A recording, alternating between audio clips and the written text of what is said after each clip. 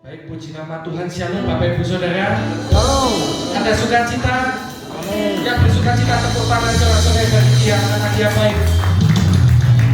Mari pada pagi hari ini kita sama-sama datang di bulan yang baru, di minggu yang baru. Kita mau sama-sama mengucap syukur karena kebaikan Tuhan.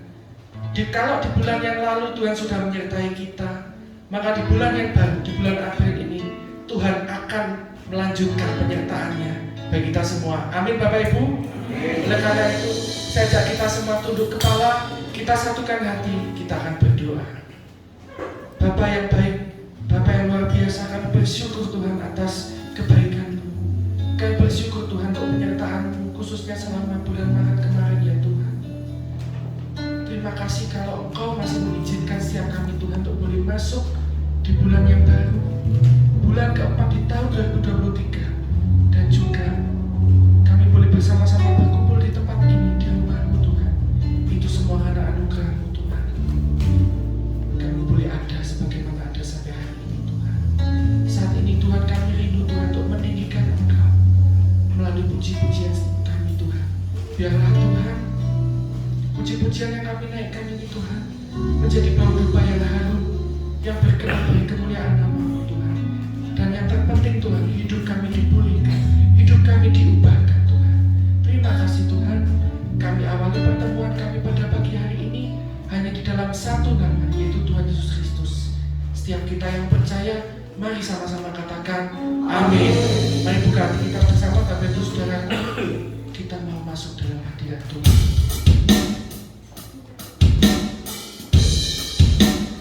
Terima kasih.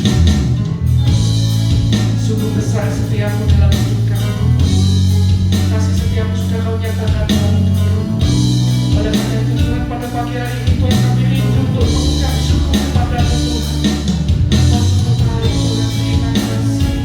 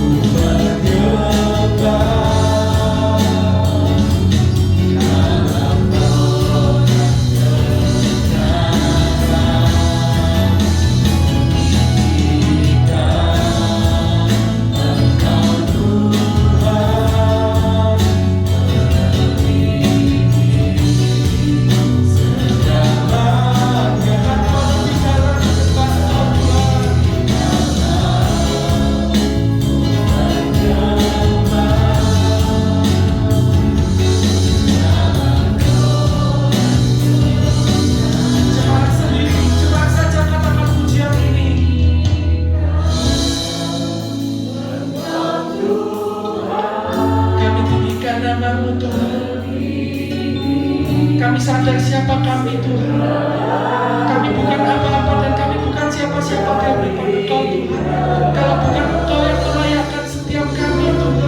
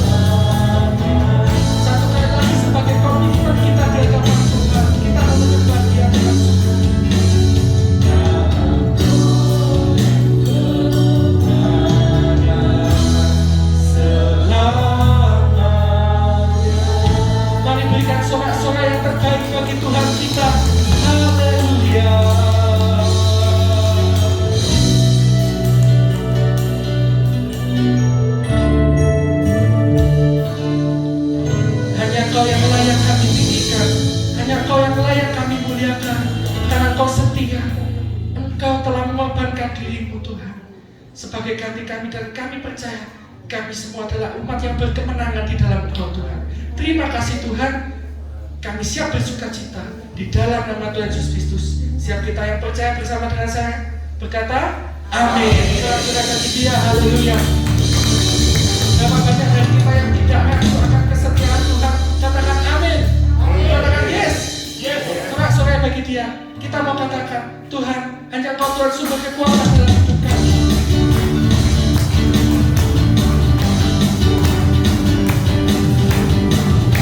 Kami tidak mengaku akan kesetiaan.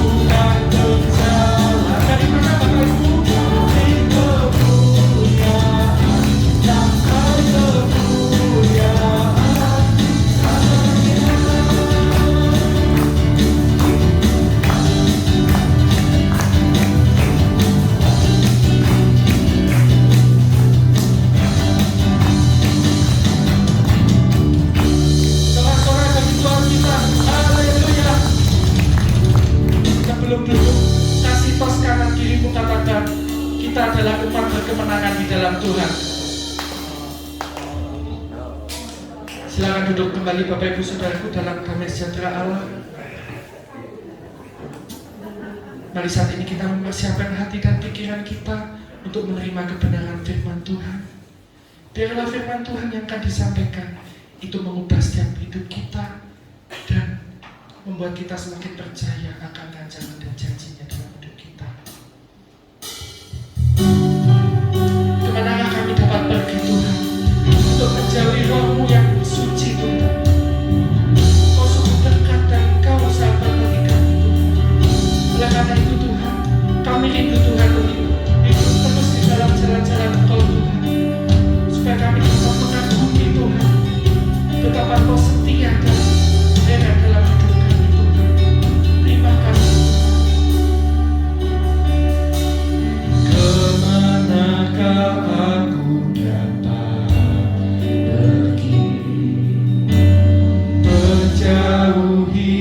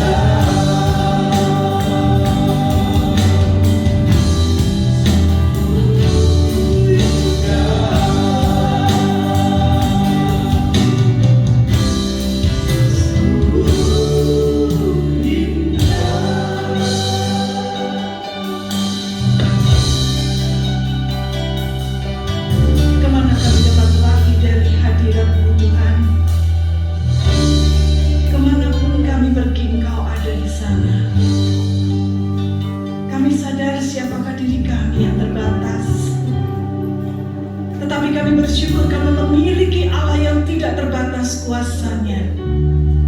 Itu sebabnya saat ini Tuhan, kami ada dan kami ingin memuliakan Tuhan. Kami rindu Tuhan, biarlah hadirat-Mu melingkupi kami dan membawa kami untuk semakin mengenal Tuhan, semakin dekat kepadamu Tuhan, khususnya di akhir zaman ini Tuhan.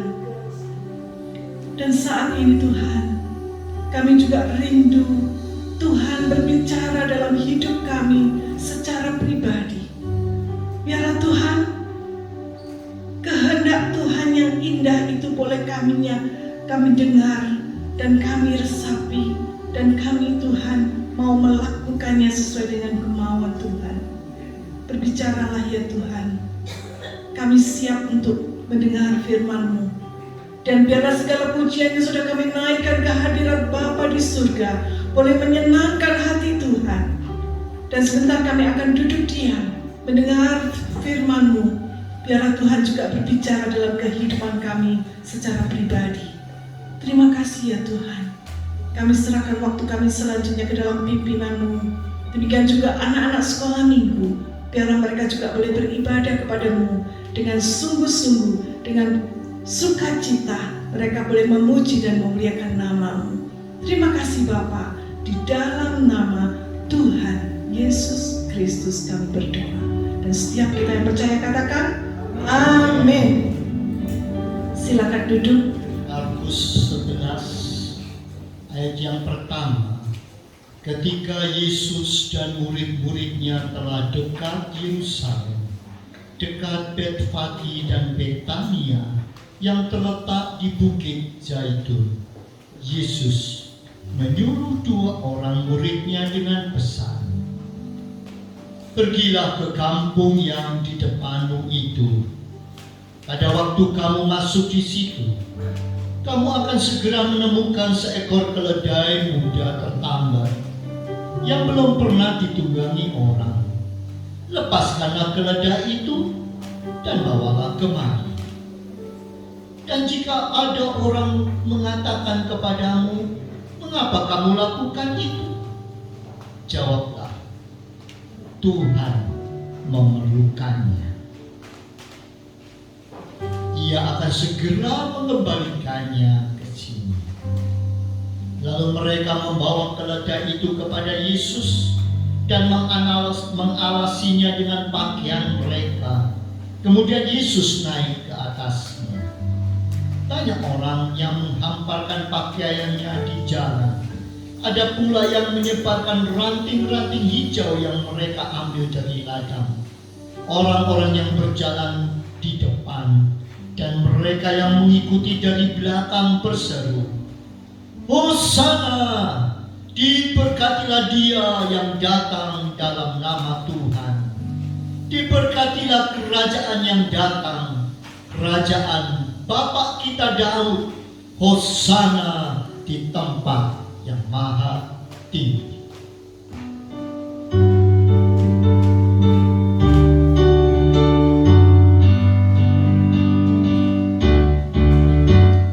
Dikala Yesus disambut di gerbang Yerusalem, umat bagai lautan dengan palma di tangan.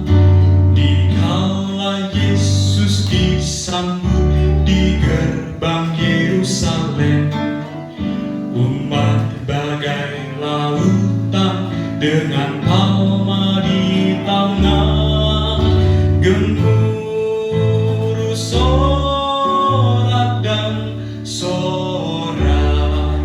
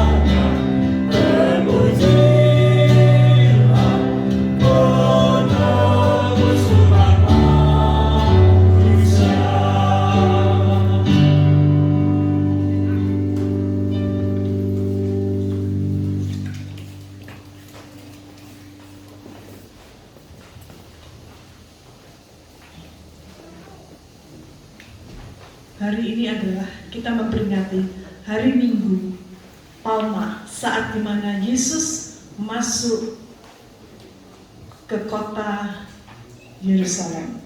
Nah, itu sebabnya biarlah saat ini kita juga menyiapkan hati kita. Anak-anak sekolah minggu dipersilahkan untuk ke samping untuk dididik untuk di sekolah minggu. Dan kita sebentar akan mendengarkan firman Tuhan yang disampaikan oleh hambanya, yaitu pendeta Lex Soin dari Tobelo. Ya, Pak Lex Soin ini dahulu adalah rekan kerja kami, mulai sejak mudanya, ya, pernah bersama-sama melayani di gereja Kristus Pelepas. Itu sebabnya saat ini kebetulan dia ada mubes, ya. Saya juga mengikuti bersama dengan beliau minggu kemarin di Surabaya, dan saat ini dia ada di Malang dan sebentar akan membagikan berkat firman Tuhan untuk kita semua. Saya persilakan Pak Lex Soin.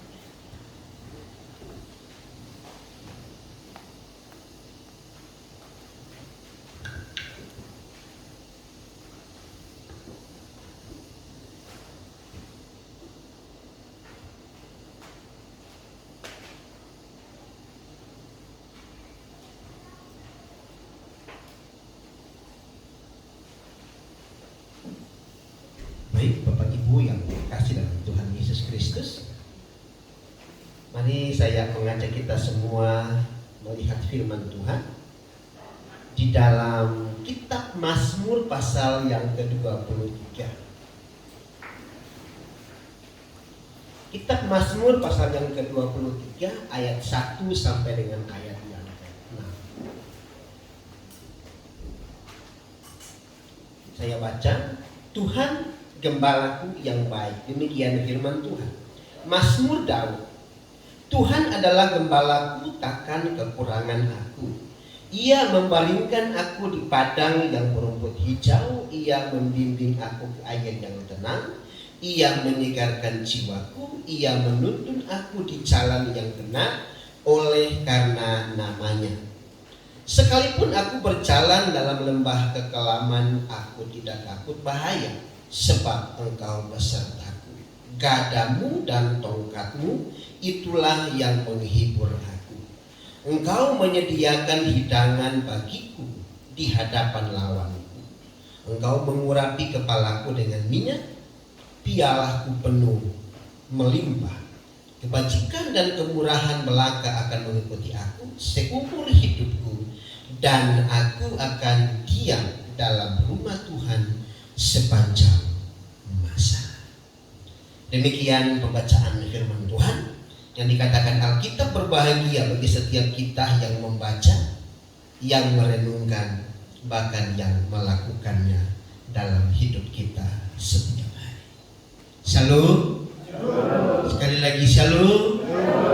Nah, Bapak Ibu, saudara-saudara yang terkasih Tuhan Yesus Kristus, ya, yang pertama mungkin saya ingin menyampaikan banyak terima kasih kepada Pak Yo dan Ibu Chris yang telah memberi kesempatan bagi saya hari ini.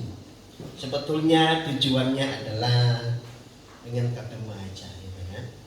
Silaturahmi. Karena sudah kurang lebih 12 tahun yang lalu saya ada di kota ini, di kota Malang, melayani bersama dengan hamba-hamba Tuhan yang luar biasa, Pak Yo dan Ibu Chris. Saya ada di Jemaat Kristus Pelepas, Jalan Sartono nomor 2, ingat, Kota Malang, dari 2004 sampai 2006. Mungkin kalau Bapak Ibu ada yang dari sana, dari KP Kristus Pelepas, mungkin ingat-ingat lagi apa ya, 2006 itu, 2004 itu. Dan hari ini saya ada di tempat ini, gereja Eklesia Keluarga Allah.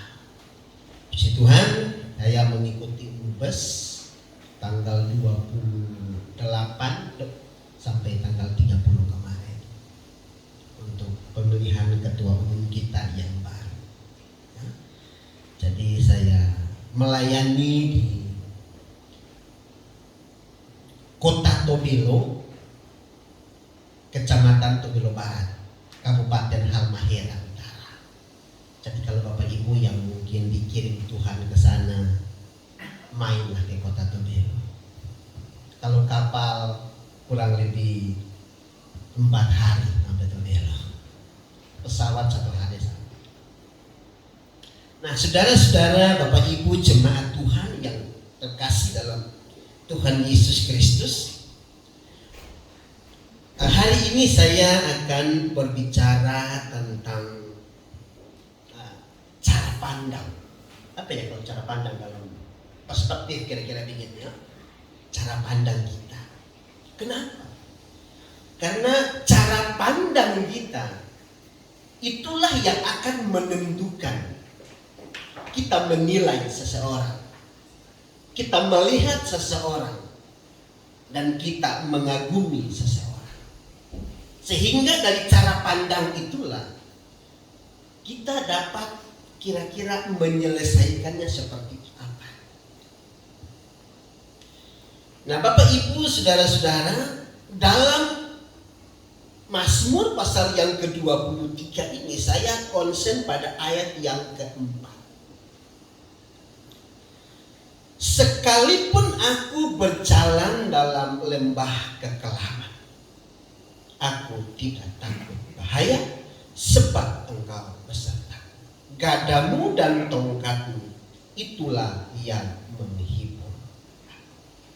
Nah, saya percaya kita sekalian yang hadir pada hari ini, itu kita memiliki beban yang berbeda-beda, pergumulan yang berbeda-beda, persoalan yang berbeda-beda. Nah, ini menentukan cara pandang kita. Sehingga kalau cara pandang kita benar, maka kita tidak akan pernah menyalahkan siapapun. Kalau cara pandang kita salah, maka kadang-kala kita menyalahkan orang. Ini karena kamu sih, karena dia sih, karena orang tuaku sih begini. Jadi cara pandang kita yang pertama, ayat yang keempat ini bagian A berkata, sekalipun aku berjalan dalam lembah kekelaman.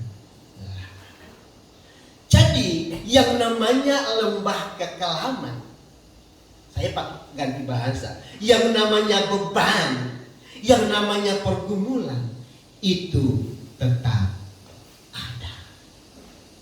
Amin. Sekali lagi, yang namanya lembah kekelaman itu tetap ada. Jangan pernah berkata dan berpikir ketika saya melayani, ketika saya bergereja, ketika saya melakukan aktivitas kekristenan, lalu yang namanya lembah kekelaman itu tidak akan ada. Sekali lagi saya mau katakan bahwa yang namanya lembah kekelaman itu tetap ada. Jadi Bapak Ibu, saudara-saudara jemaat yang dikasihi Tuhan Yesus Kristus, mungkin hari ini kita akan datang ke gereja dengan hati yang gembira, dengan hati yang sukacita. Seketika ini, maka beban kita pun hilang dan ingatan kita. Betul nggak kira-kira? Begitu kita pulang, maka beban itu pasti ada lagi. Cicilan motor, betul nggak? Cicilan rumah, cicilan mobil, sakit. Saya kasih contoh begini. Misalkan hari ini kita sakit, misalkan, didoakan sama pendeta, sembuh, atau kita ke dokter lah. Maka pertanyaan saya, apakah itu menjamin bahwa di kemudian hari kita tidak sakit lagi? 1 tahun misalkan, 1 bulan, 2 bulan, 3 bulan, 4 bulan, 5 bulan, bahkan 1, 2, 3 tahun ke depan. Apakah itu jaminan saya tidak sakit lagi? Pasti kita sakit lagi, betul nggak ya? Jadi berarti Kita ini berputar-putar pada situasi yang sama. Itu sebabnya yang menentukan adalah cara pandang kita. Apa yang kita alami. Kalau cara pandang kita bahwa ketika saya jadi Kristen, ketika saya melayani, lalu persoalan itu selesai, maka cara pandang kita salah. Ketika saya melayani dan yang namanya bebas dari segala macam cicilan, maka cara pandang kita salah. Ketika saya mengambil komitmen untuk melayani, dan ketika saya sakit-sakit, ini gimana sih? Dan ketika saya berharap Tuhan, ketika saya sudah melayani, maka saya tidak sakit lagi. Maka cara pandang kita salah. Buktinya kita masih sakit juga. Gula balik rumah sakit, ke dokter, pendeta, dan sebagainya. Jadi kita berputar pada masalah yang sama. Dan sekali lagi, cara pandang kita yang menentukan. Nah, saudara-saudara yang terkasih dalam Tuhan Yesus Kristus, kalau kita melihat fakta-fakta dalam Alkitab, mulai dari kitab Kejadian. Nah, ini awalnya sebetulnya. Kenapa ini semua jadi sembarangan? Karena awalnya dari kitab Kejadian pasal 3. Ketika dosa masuk ke dalam dunia ini.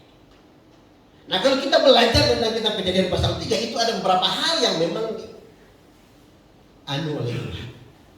Bumi ini dikutuk dan sebagainya. Pria, para manusia juga, kaum perempuan juga mengalami imbas yang sama. Jadi maksud saya begini, kalau kita mengalami sesuatu di hari-hari ini, kita tidak perlu kaget sebetulnya, karena itu sudah dari sana. Kalau kita sorong lagi ke Kejadian pasal yang ke-37 sampai yang 42, tentang kisah dari seorang muda yang hebat yang namanya Yusuf pun mengalami hal yang sama. Apakah Yusuf kurang saleh? Apakah Yusuf orang yang gak bertobat? Apakah Yusuf orang yang gak kenal Tuhan? Kenal dia Tuhan. Tapi dia mengalami berbagai macam hal. Maka saya kaitkan dengan kitab Mazmur pasal 23. Saya mengambil bahasa Yusuf melalui lembah. Dia dikucilkan oleh saudara-saudaranya. Dia dijual oleh saudara-saudaranya. Sekali Yusuf itu nanti akan menjadi orang nomor 2. Tetapi Yusuf melewati lembah kekelaman. Yang jual Yusuf itu bukan orang lain, Bapak Ibu. Bukan tetangganya, bukan orang yang berbeda kampung, no. Tetapi yang menjual Yusuf itu adalah saudara-saudara. Mungkin kalau kita berpikir dalam masa kini, kita akan bertanya, ya apa sih saudara kayak begitu? Jahatnya kita. Maka saya gambarkan, Yusuf melewati lembah. Maka yang pertama cara pandang kita harus berkata bahwa yang namanya lembah kekelaman itu tetap. Yusuf mengalami itu.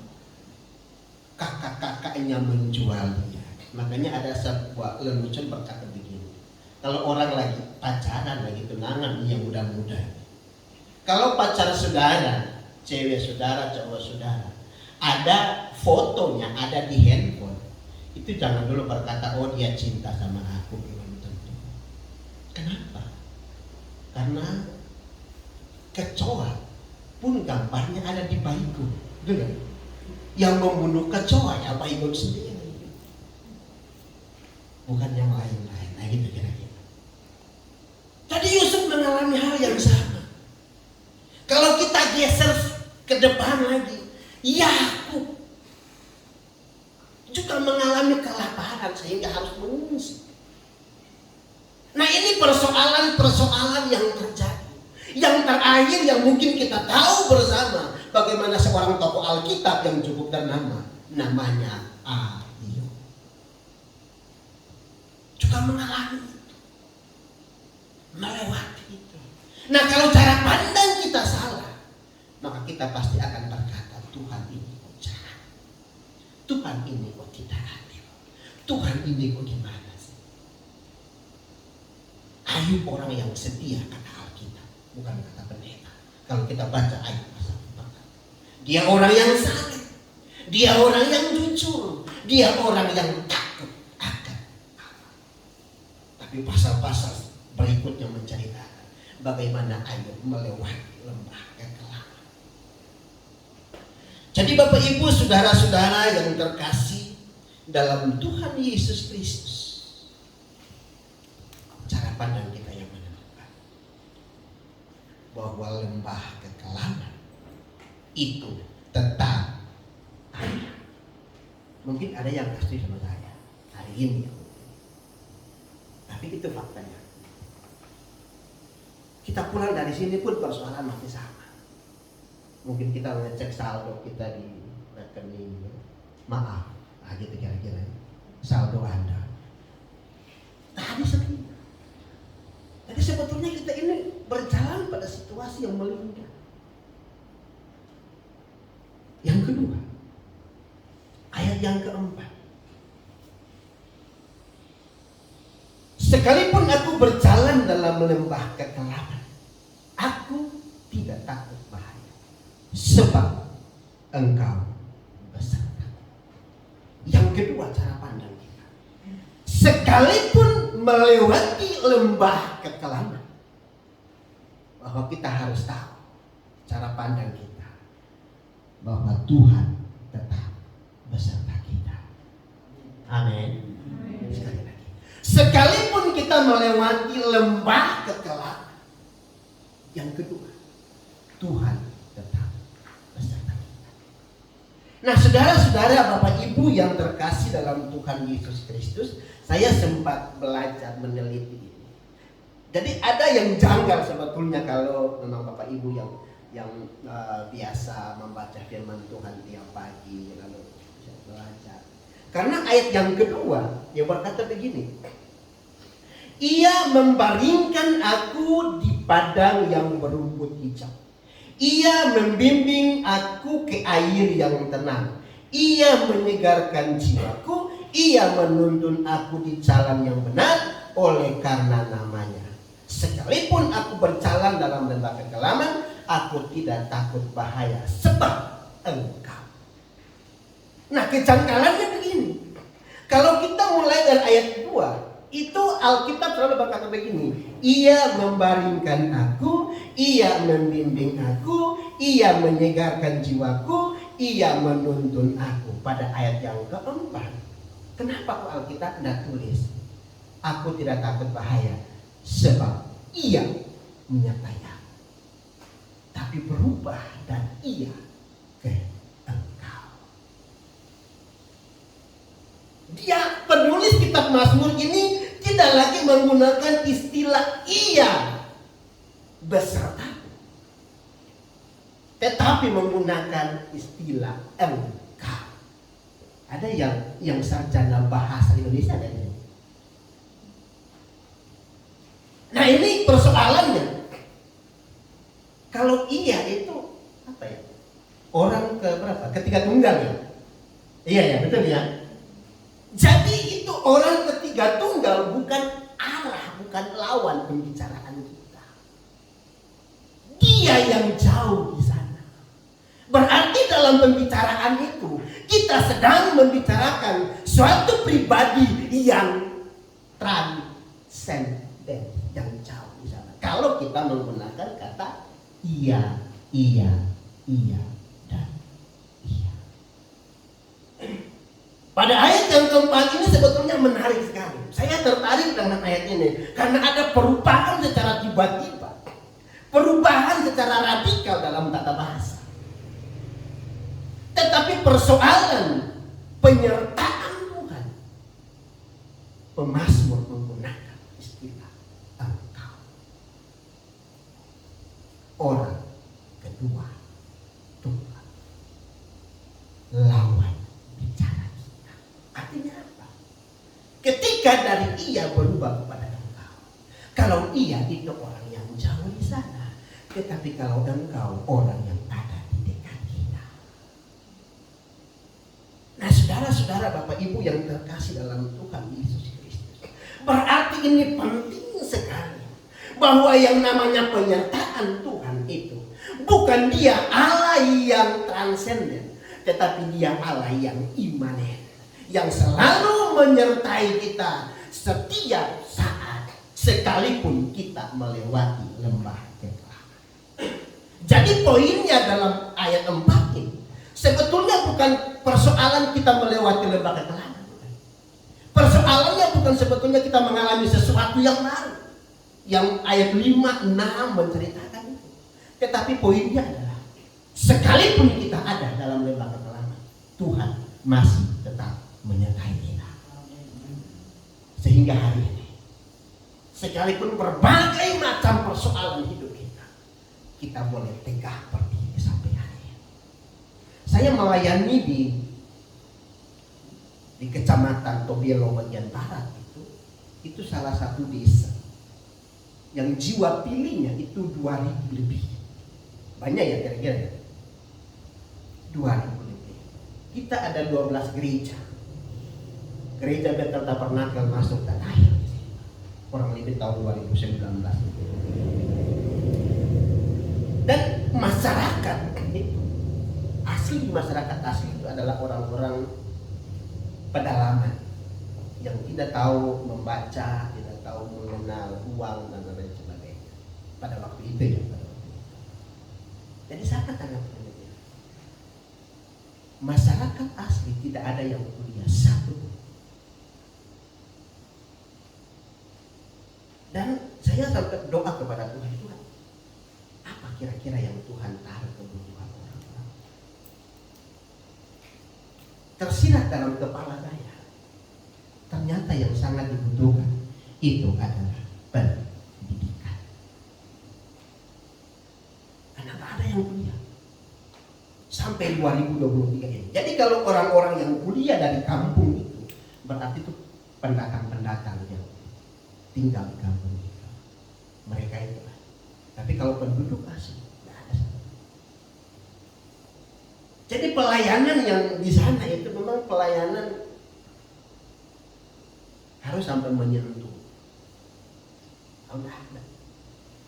Jadi tiap hari mereka minum, tiap hari mereka mencuri dan lain sebagainya.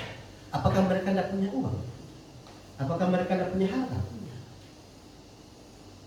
Masalahnya adalah mentalitas yang tidak terbentuk. Dari mana mentalitas tidak terbentuk? Pendidikan. Itu sebabnya kami membuka sekolah gratis sampai ke Fakultas Sarjana Teologi dan Sarjana Pendidikan Agama Kristen. Gratis sampai selesai. Terus uangnya dari mana ya? Kita menabur di situ, berkorban di situ, dari masyarakat di sekitar. Bapak Ibu saudara-saudara yang terkasih, istri saya ada di sebuah yayasan yang didirikan oleh orang-orang dari Australia, sama modelnya, yaitu menjangkau orang-orang yang terkebal, yang tidak mampu. Karena orang-orang di Maluku Utara itu sekalipun tidak mampu, hobi punya anak banyak. Ekonominya pas-pasan, terbatas, tapi anaknya 6, 7, 9. Begitu tidak mampu, langsung dilempar ke yayasan. Bangga dia lagi, anak saya di yayasan. Padahal tidak mampu sebetulnya. Jadi itulah sebuah panggilan. Saya berdoa, Tuhan, kenapa kok saya ada di kalau Bapak Ibu ke sana, itu desanya mentak-pentil banget. Pedalaman Tobielo bagian barat itu di situ. Orang-orangnya primitif sekali. Jadi kita kalau buka gereja itu kacau. Padahal Kristen semua itu kacau. Dilempar di batu, mau ditutup. Bukan Yahweh tutup, bukan. Tapi Kristen. Kenapa? mentalitasnya harus diperbaiki. Nah, saudara-saudara, Bapak Ibu yang terkasih dalam Tuhan Yesus Kristus. Nah, kalau tanpa penyertaan Tuhan, saya sebetulnya nggak mau kamu ditaruh di situ. Saya orang kuliahan, ditaruh di tempat begitu nggak mau. Tapi tiba-tiba aku mau gitu. Saya ditawarin oleh opa ya, Pak Lu gitu kan. Kamu milih kuliahmu antara SAAT sama SATL, itu tahun 2006. Silakan milih, tak bayarin semua sampai lunas. Saya bilang, opa, aku harus pulang. Ternyata ada sebuah panggilan di sana yang sementara tak tahu saya jalannya kayak begitu. Tiba-tiba ya nyampe di situ. Itu sebabnya saya berpikir begini. Ini semua karena penyertaan Tuhan. Jadi Tuhan menempatkan kita di mana. Nah, Bapak Ibu saudara-saudara yang terkasih dalam Tuhan Yesus Kristus. Jadi tergantung cara pandang kita. Kalau cara pandang kita salah, maka kita pasti akan protes Tuhan. Tuhan, kenapa aku begini? Saya maunya begini Tuhan. Saya maunya yang di sana. Saya maunya usaha ini jadi begini. Kenapa hal yang begini harus terjadi? Cara pandang. Pada akhirnya bahwa cara pandang itu akan menentukan. Sehingga pada pilihan tertentu dapat kita mengambil kesimpulan tergantung kita memandang. Nah, saudara-saudara yang terkasih dalam Tuhan Yesus Kristus, kalau Daud punya cara pandang salah, maka pasti Daud mau bersalah. Ketika dia melewati lembah ketelaga, ketika dia mengalami hal-hal yang tersulit, yang terburuk dalam hidupnya, dia tetap. Kenapa? Karena Tuhan menyertai. Nah, saudara-saudara yang terkasih dalam Tuhan Yesus Kristus, saya memberikan contoh dalam Injil Matius pasal yang ke-14.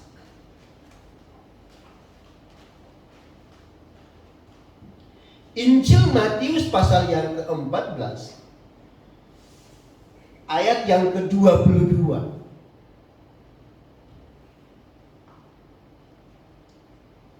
Tapi saya akan baca ayat yang ke-27. Tetapi segera Yesus berkata kepada mereka, tenanglah, tenanglah, aku ini, jangan takut.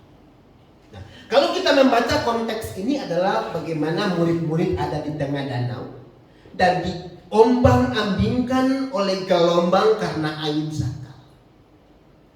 Tetapi dalam gelombang dan badai yang sementara diterjang, yang sementara menerjang mereka, ada kalimat yang berkata, tenang. Saya mau tanya, kita bisa tenang enggak kalau kita ada dalam badai?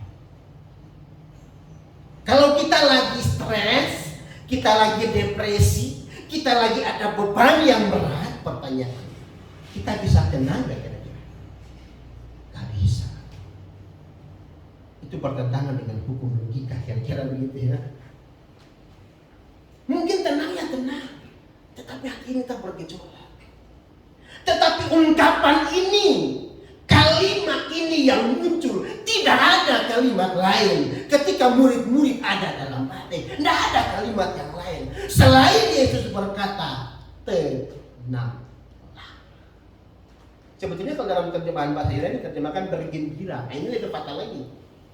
Mana ada orang yang stres bisa bergembira? Mana ada orang yang rugi bisa bergembira? Mana ada orang yang kena masalah, kena pergumulan bisa bergembira? Ya ada. Tetapi kalimat yang muncul ketika ada di tengah badai. Nah, saudara-saudara yang kekasih dalam Tuhan Yesus Kristus, karena istilah ini terjemahkan dalam bahasa Indonesia adalah karseti. Nah, ini menyatakan dua hal.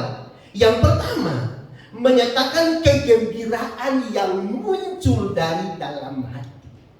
Jadi istilah ini, bergembira ini, bukan karena ada dorongan faktor-faktor dari dalam, bukan. Tetapi kita bergembira sekalipun di tengah badai, karena kita punya keyakinan yang kuat yang timbul dari dalam hati. Yang kedua, kalau kita dalam istilah ini dalam bentuk imperatif kekinian, sebetulnya dalam tata bahasa itu menyatakan penekanannya itu kepada aspek yang melanjutkan. Jadi kegembiraan itu karena ada sesuatu yang sebelumnya mereka mengalami.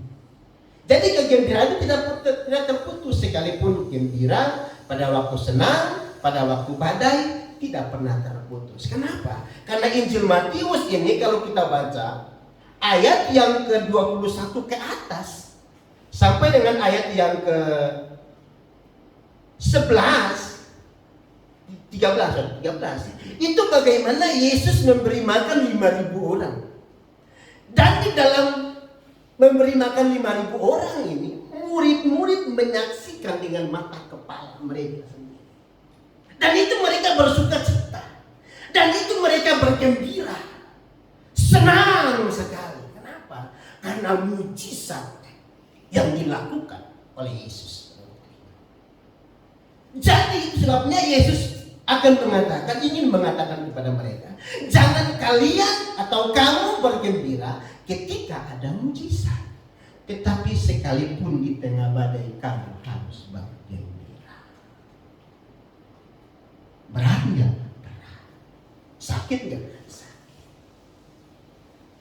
Nah, saudara, Bapak Ibu yang terkasih dalam Tuhan Yesus Kristus. Jadi itu. Yang kedua, dalam ayat yang ke-27, setelah Yesus berkata, tenanglah, aku ini, jangan takut. Ego, ya kira-kira begitu ya. Nah, menurut penelitian bahwa Injil Matius ini ditujukan kepada orang-orang Kristen Yahudi. Nah, ketika mereka mendengar tentang istilah ini, maka mereka teringat dalam persoalan kitab Keluaran 3 ayat 14. Pernyataan yang sama. Asia. Asia.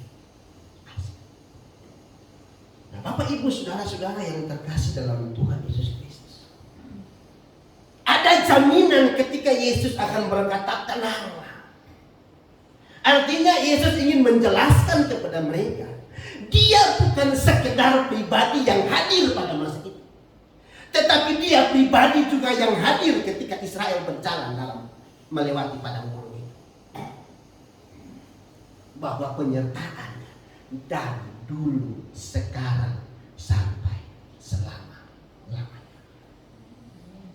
Nah, Bapak Ibu saudara-saudara jemaat yang dikasihi oleh Tuhan Yesus Kristus. Kadangkala kita ketika menghadapi sesuatu, beban pergumulan, kita mulai bertanya, Tuhan ada di mana? Saya pernah nanya begitu. Ketika dalam pelayanan dan semua habis, saya pernah bertanya, Tuhan, Engkau masih ada? Dalam tingkat depresi, dalam tingkat stres yang paling tinggi. Jadi kalau dalam situasi yang seperti itu cuma dua hal, kita maju atau kita mundur. Tapi Bapak Ibu yang kekasih dalam Tuhan Yesus Kristus, poinnya hari ini adalah sekalipun kita berjalan dalam lembah kekelaman, Tuhan tetap menyertai kita. Amin. Jadi poinnya sebetulnya bukan saya mau dapat apa, saya mau mengalami apa. Nah, kadangkala kita dalam kekristenan sudah salah, kadangkala saking salehnya kadangkala salah. kita berharap sesuatu. Kita berharap Tuhan harus melakukan hal yang demikian. Tapi kadang-kala belum. Itu sebabnya Tuhan akan berkata, sebetulnya yang terpenting dalam hidup kita, kalau kita mengalami terobosan keuangan, itu puji Tuhan. Amin. Amin. Kalau kita mengalami usaha kita maju, itu puji Tuhan. Amin. Kalau kita mengalami berkat-berkat Tuhan yang luar biasa dalam keluarga kita, puji Tuhan. Tapi saya mau bilang, itu adalah kasih karunia. Ya kan? Yang terpenting adalah Tuhan harus menyertai kita. Itu yang dikatakan oleh Musa kepada Tuhan. Kalau Tuhan tidak menyertai kami, jangan suruh kami berangkat. Kenapa? Karena penyertaan Tuhan itu penting di dalam segala aspek hidup kita. Kalau Tuhan tidak menyertai kita, fatal. Nah, Bapak Ibu saudara-saudara yang diberkati oleh Tuhan Yesus Kristus. Jadi apapun yang kita sementara alami, yang sementara kita hadapi, kita pastikan cara pandang kita harus benar. Yang pertama, bahwa lembah kekelaman itu tetap akan ada. Yang kedua, kalau lembah kekelaman itu tetap akan ada, maka di lembah kekelaman itu pun Tuhan tetap menyertai kita.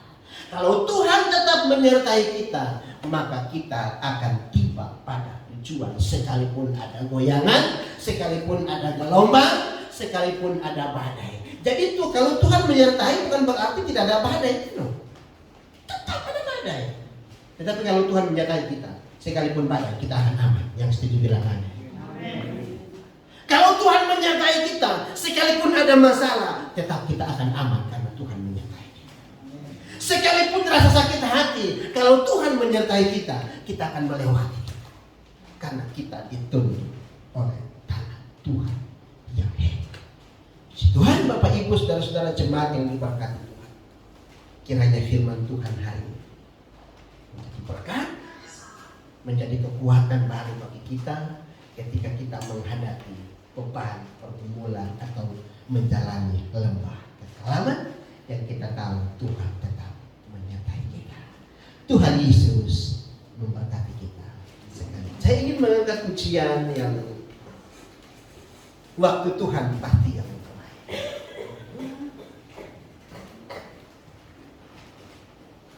Sebelum saya serahkan kepada pengembala, saya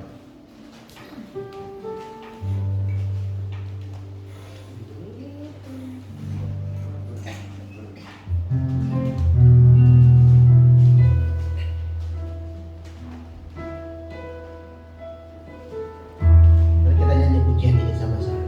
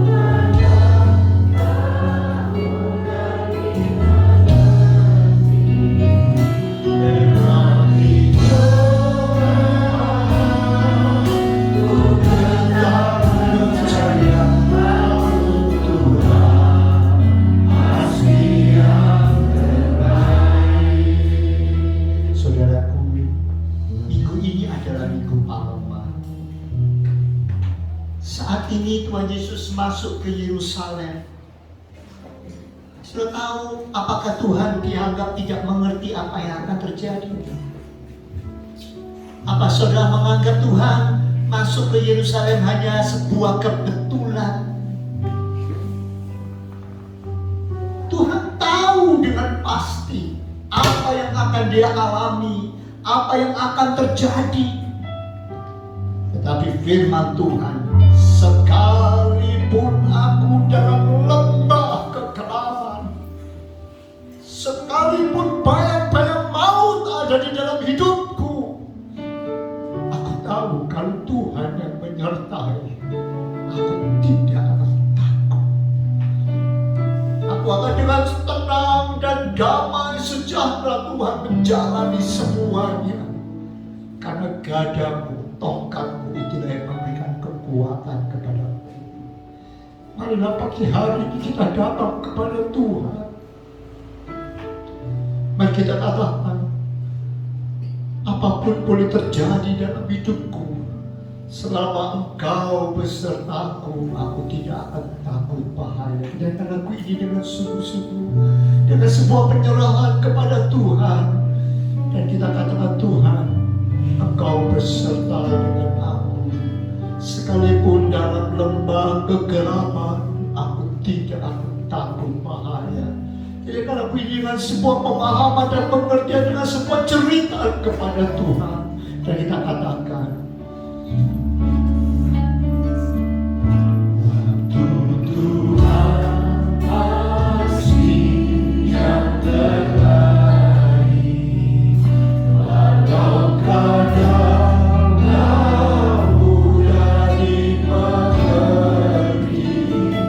lewati cobaan, ku tetap percaya waktu Tuhan pasti yang terbaik.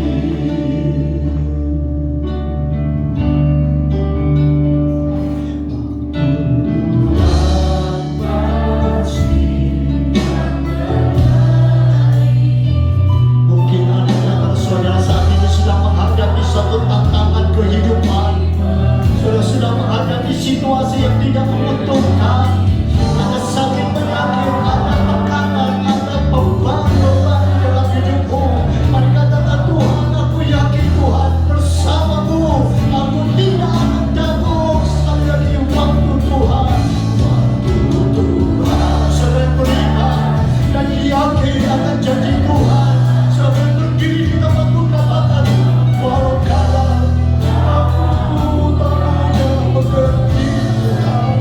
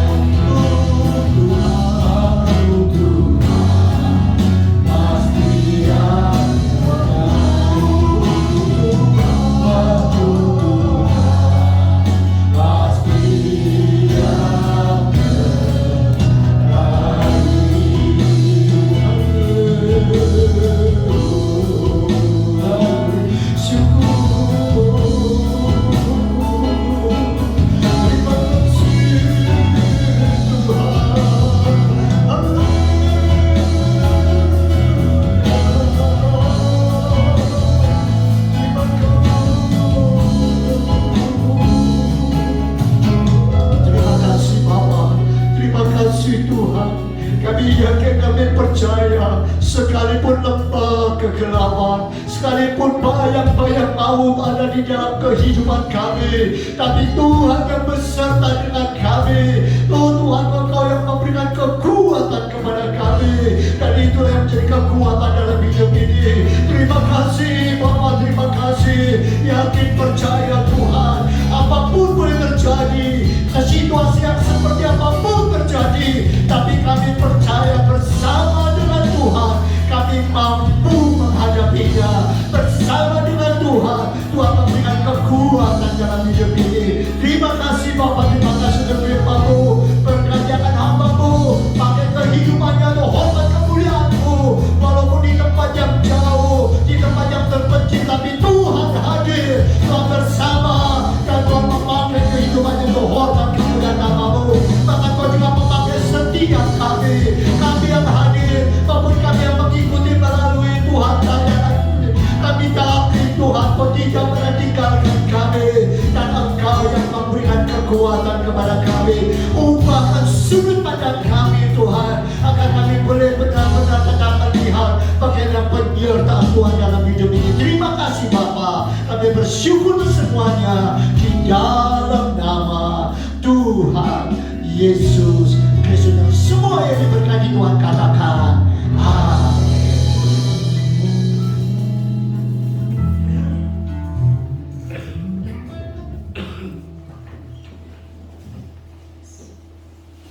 Sebentar kita akan masuk di dalam perjamuan kudus.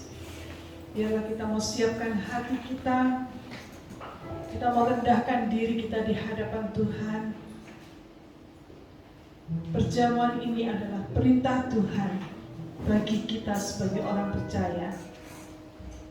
Itu sebabnya marilah kita datang agar kita dilayakkan oleh Tuhan untuk ambil bagian dalam perjamuan kudus pada pagi hari ini.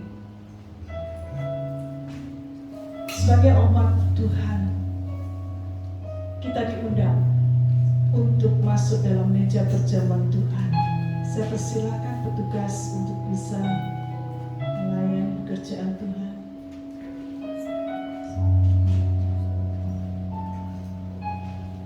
Mari kita bersama-sama berdoa. Ya Bapa yang kudus dan yang maha kuasa, saat ini kami datang kepada Tuhan. Kami mau merayakan pengorbanan Yesus Kristus Tuhan kami, yang disalibkan sebagai sebuah persembahan yang kudus, yang sempurna. Saat ini Tuhan, kami datang dengan penuh kerendahan hati kami. Kami mau mempersembahkan diri kami di hadapan-Mu sebagai persembahan yang hidup, yang kudus dan yang berkenan kepada-Mu. Engkau mengenal isi hati kami Tuhan. Kuduskan dan perbaharui hidup kami, agar kami dilayakkan untuk bersekutu dengan tubuh dan darah-Mu. Saya persilakan saudara untuk mengambil perjamuan kudus ini.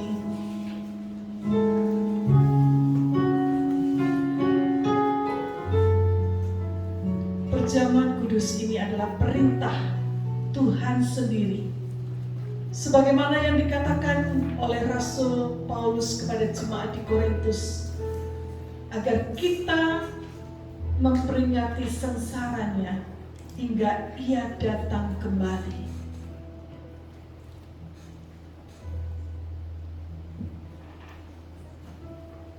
Sementara musik nyanyikan lagu Waktu Tuhan adalah yang terbaik, biarlah setiap kita boleh memeriksa diri kita masing-masing di hadapan Tuhan. Mungkin saat ini saudara sedang menghadapi badai kehidupan, lembah kekelaman, masalah dan pencobaan. Tapi percayalah, ada kuasa di dalam tubuh dan darah Kristus.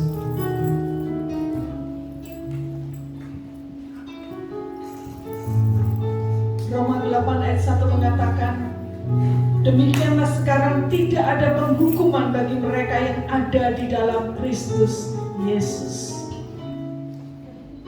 Biarlah ini boleh menguatkan kita, apapun keadaan saudara, seberapapun dosa yang kita miliki, kalau kita mau serahkan itu ke dalam tangan Tuhan. Tuhan sudah mati di salib untuk saudara dan saya. Itu sebabnya mari kita pakai perjamuan kudus ini dengan iman kepada Tuhan. Tidak ada lagi penghukuman bagi orang yang percaya, yang mau sungguh-sungguh bertobat kepada Tuhan. Saya mengundang jemaat bangkit berdiri.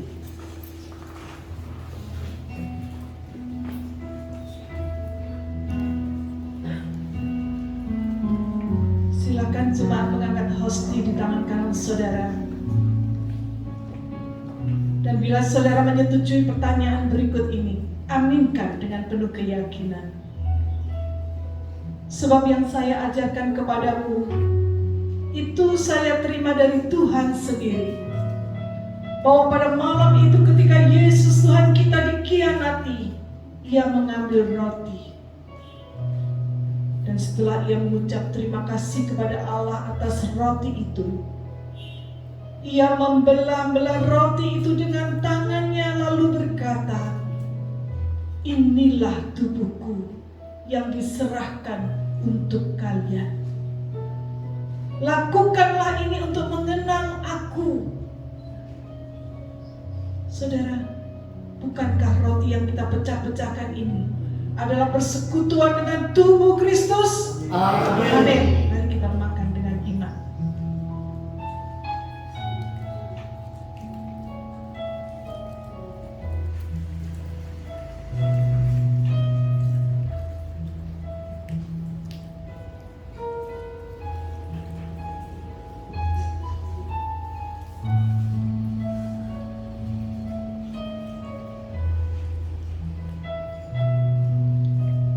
Silakan jemaat mengangkat cawan dengan tangan kanan saudara. Dan bila saudara menyetujui pertanyaan berikut ini, aminkan dengan penuh keyakinan.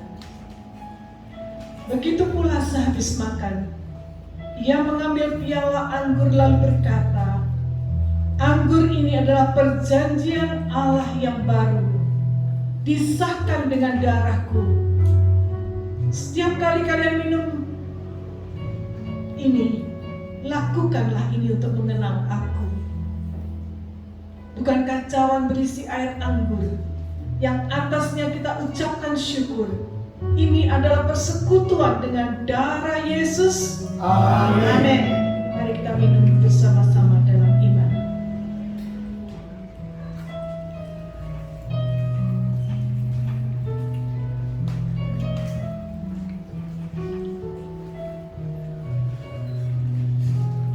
Terima kasih Tuhan. Terima kasih untuk pengorbanan Tuhan di atas kayu salib buat kami, manusia yang berdosa, yang tidak layak Tuhan, menerima anugerah yang begitu besar. Tapi saat ini Tuhan, kami percaya bahwa pengorbanan Kristus tidak akan sia-sia Tuhan. Kami akan menghargai dan kami akan berubah menjadi seperti Engkau. Inilah kerinduan kami, inilah doa kami, inilah iman kami. Biarlah Tuhan terus berkarya dalam hidup kami. Kami serahkan hidup kami dalam tangan Tuhan yang penuh dengan kasih. Biarlah damai sejahtera Allah itu memenuhi hati dan pikiran kami di dalam Engkau. Di dalam nama Tuhan Yesus kami berdoa. Dan setiap kita yang percaya katakan, amin. Silakan duduk saudara.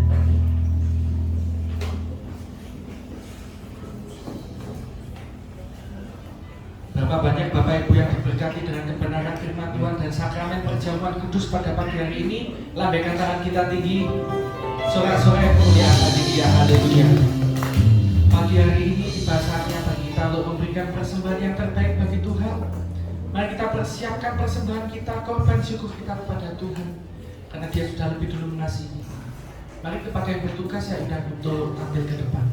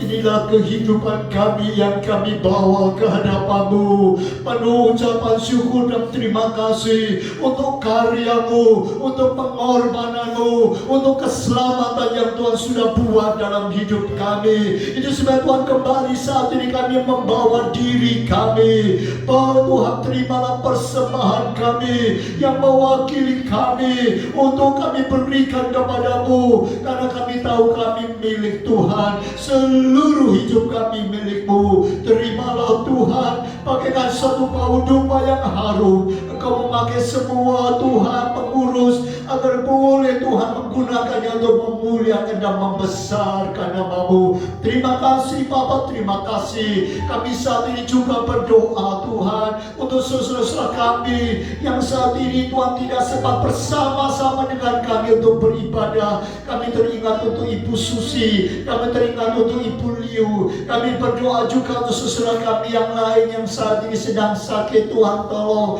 Untuk Ibu Evi yang sakit, Tuhan juga jamah kehidupannya.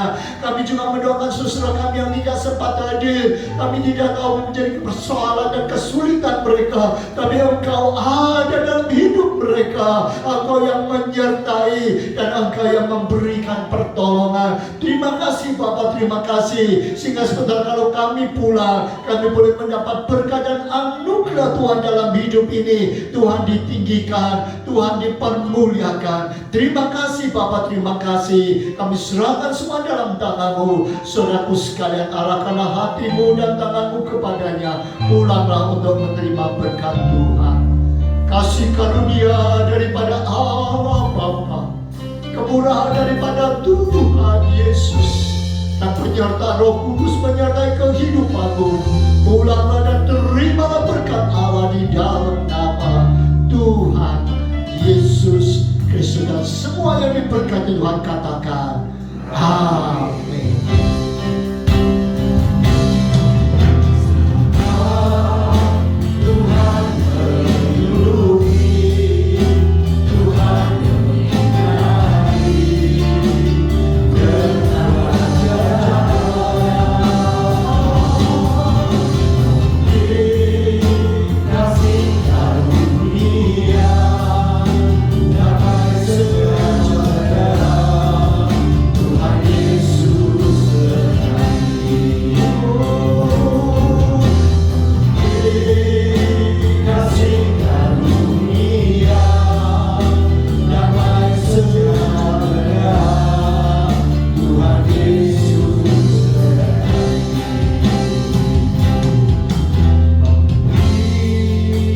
kasih karunia damai sejahtera Tuhan Yesus berkati.